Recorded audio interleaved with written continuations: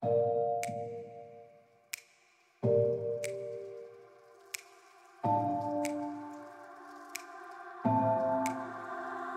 getting harder, you turn my heart up, throw me in water. Hello everyone, welcome to another unboxing video, and today we're gonna unbox the Cooler Master CK351. Hot swappable daw ito, and may brown na itong binili ko kasi is optical brown switch. Yan, RGB. Wow! RGB. Tapos, dust proof and water resistant IP59. So, kung natapunan mo ng energy drink, Coke, soda, or anong pa man yan, hindi siya basta-basta daw mababasa. So, ano nga ba ang tunog ng brown switch kapag ganito? Tingnan natin. So, nakalagay dito sa box, ang sabi, yan, optical switches ang gamit nila. May lifespan na 1 million plus na clicks. Abot kaya tayo ng 1 million sa isang buton? Siguro, kakapindot. RGB backlighting. Ayan, per key illumination siya with multiple lightning. Charot. Lighting. Lighting modes and effects for stunning looks daw. And may libre siyang wrist rest. Ang ganda naman yan. Tapos ayun yung sinasabi niya na dust proof and water resistant. So IP58. Ibig sabihin ba pwede ko ba ilubog to sa tubig? Pero hindi natin yan gagawin dito ngayon. Okay. So minimalistic brush aluminum. So ayan yan. Brush aluminum finish. Ganyan ang tsura. Ayan. Nakikita nyo pa ba? Dumilim na. And on the fly and software control. So meron siyang software control. Ayan. Anyway. Master Plus. Ayan, ito yung software control niya. Ayan, binili ko yan sa Data Blitz. So, tignan natin dito, nakalagay kung, ayan, removable keys kasi nakalagay hot swappable. According to the website, hot swappable siya. Nagdadalawang isip nga kung hot swappable talaga siya kasi wala siya sa description ng box ng tinignan ko. Pero ayan, natatanggal yung keycaps. And ayan, mukha nga siyang hot swappable guys. If you check on the keys, ayan, so pwede natin palitan yan and i-upgrade at some point. Kita nyo ba? Brown switch. Kasi walang red switch. I would prefer yung red na linear na switch. Kaso wala. So brown na tactile yung kinuha natin. And hindi siya masyadong maingay. Kasi as you know, brown switch tend to have lesser sound. Clicky or tactile sound. Diba? Dinig nyo ba? Okay, tama na yung pagpipindot na yan. Ating unbox na. Ayoko nang tanggalin yung seal ng maayos. Let's break the seal.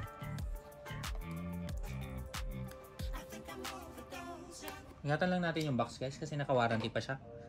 So you know, alam nyo naman, ang warranty ay importante lalo na kapag hinampas mo to sa katabi mo pag nais ka. Okay, so here we go.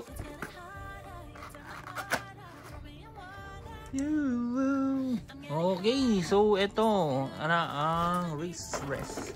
At pwede natin gamitin tong dust cover. Kaso paano natin gagamitin dust cover to?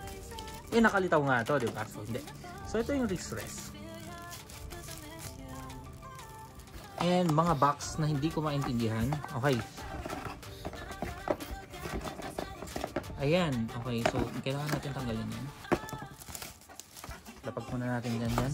And yung, pwede mo, actually, this can function as your secondary or dust cover. Pero, sabi nga nila, dust proof. Uy, medyo mabigat ng konti, guys. Wala tayong pagkilo. So, siguro, sing bigat nung, hindi. Mas maganda ng konti dun sa ano. But anyway, I'll put on the technical specs on the description, yung weight niya, para makita nyo. Kung tinatamad kayo kagaya ko, tinatamad na maganda. Okay. So, hello, Data Blitz. So, ito pala yung nagpatunog doon. Hindi kasi binuksan. Naiuwi ko yung sensor. And, pickup puller lang. Pickup puller lang. Walang switch puller. Bili ka daw ng sarili mong switch puller, pre. And, teka lang ha. Ayusin ko lang yung karton bago natin ibato to. Kaya kailangan maayos tong box na to. Okay, so ayun na. Ito na siya. Okay, may ganyan. So ito yung wrist rest. Actually parang memory foam ng to. Hindi, firm. It's a firm, comfortable foam.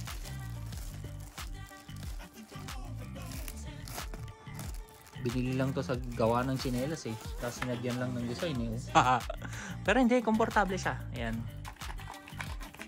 So, ayan yung tunog.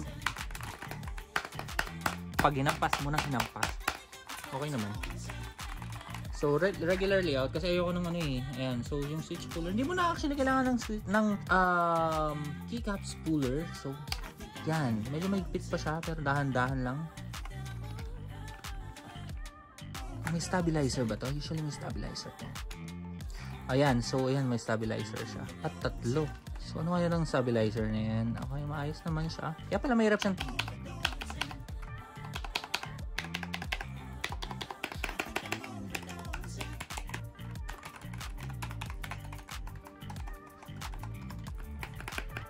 okay naman yung tulong, no? Okay, so yan. At nandito yung mga instructions. Ayan, kung paano siya palitan ng color. Tignan nga natin kung gaano kaganda ang kulay na ito. So, ito yung ating keycap puller lang po ang binigay. Walang switch puller talaga.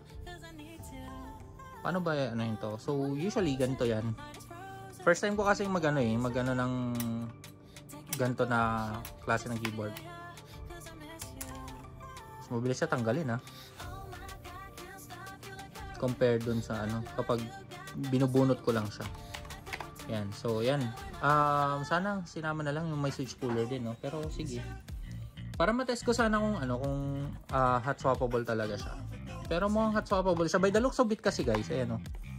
By the looks of it, hot swappable talaga siya. Eh, hindi mo naman pwedeng gamitin to pull it out. Kasi iba yun eh. May clip yun eh, yung switch puller. But anyway guys, pag imo-mod ko na siya, we'll see. I'll let you guys know on another video.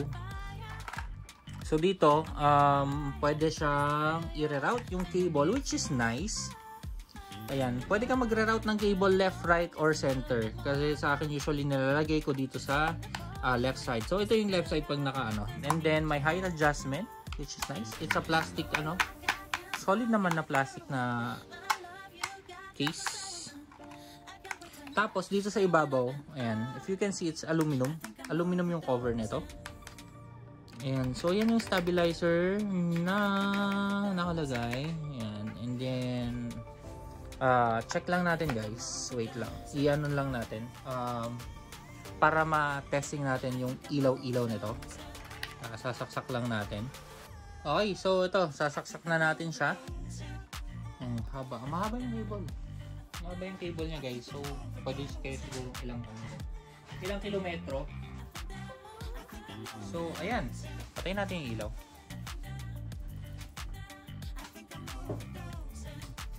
Okay, so ganyan siya. Pag nakapatay yung ilaw. Ayan, ilaw na lang ng laptop yan. And, ang tanga ko. Hindi ko na mabasa yung comment. Okay, so tingnan muna natin yung first na comment na nakalagay. Saan muna natin to guys.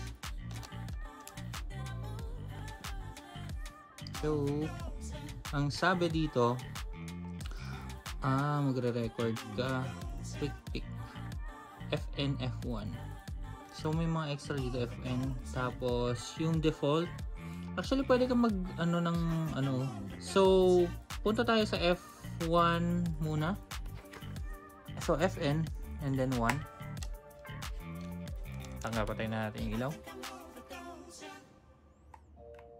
So, pag pinindot mo yan. Pag pinindot mo yung FN, di ba? Nakita nyo yung mga indicators na yan. So, yan yung mga magsasabi sa'yo kung ano yung mga mo. Yan, FN. So, that's the first one. First cycle. That's the yellow.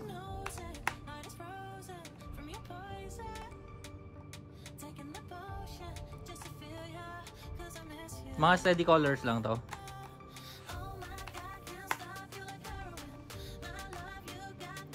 And that's off.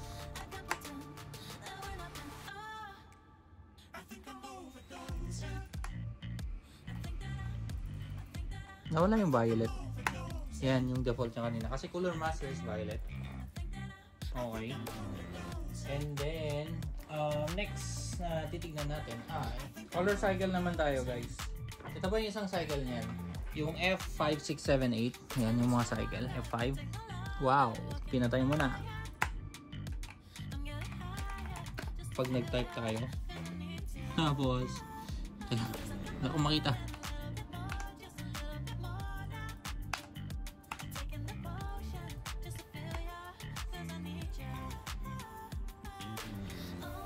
Brightness.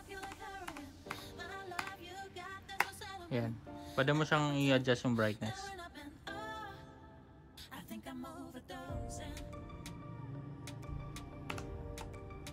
Breathing pattern.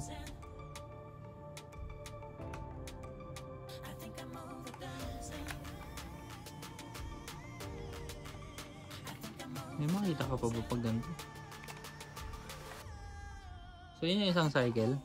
Pag pinindot mo siya,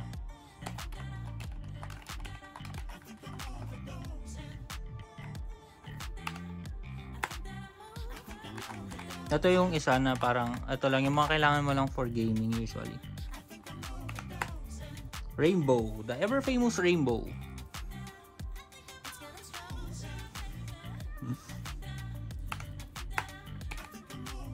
Ayan. Ito different colors. Pag may pinindot ka, ayan. Magi-green yung pinindot mo tapos other colors sa ibang area. Tapos yan yung color cycle.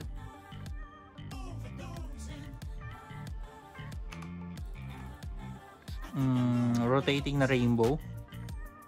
Ayan, nagro-roulette siya.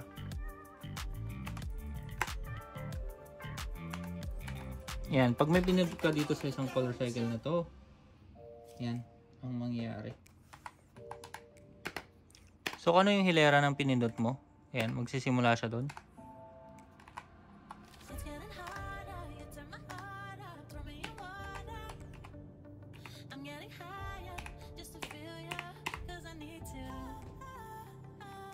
Next.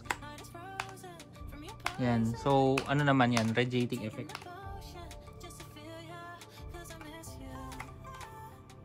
Actually, pwede mong palitin yung kulay na ito. Yan. Nagpapalit yung kulay. Depende dito siya.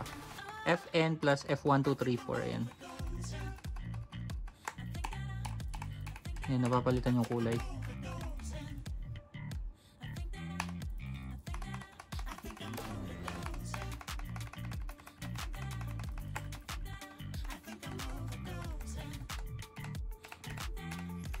Naka-indicate yung color nito ha, F1, 2, 3, green, F2 is red, F3 is green, and pag wala ng green, mag-off yan. Ayan, mag-off siya. Napaka-blue. Kumbaga parang timpla ng kulay yan eh.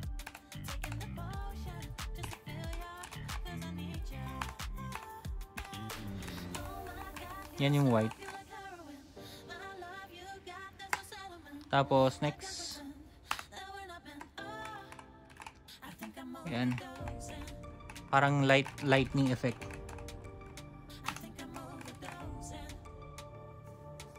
Okay, yan yung next na, no?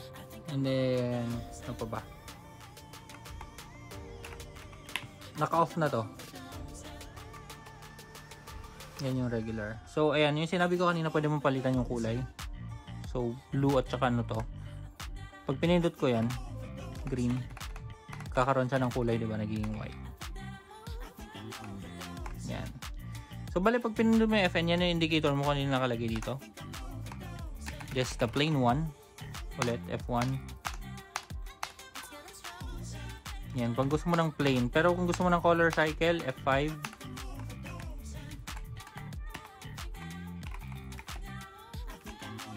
Yan, kung ano yung pinindot mo, dilaw siya. So, yun yung mga available na color cycle niya. Okay, overall naman, okay naman siya.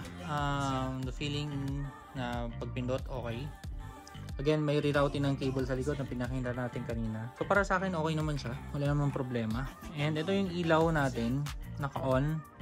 Again, visible pa rin naman siya kahit pa paano. Ayan, tsaka kung nakita nyo, may brightness dito. Ayan, pwede mong i-off, F8, pwede mong i-on.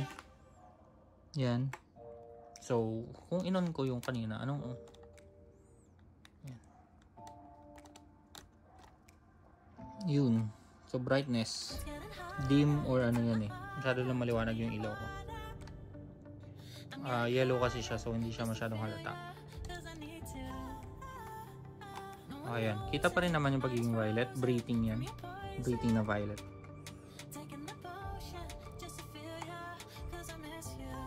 Steady lang.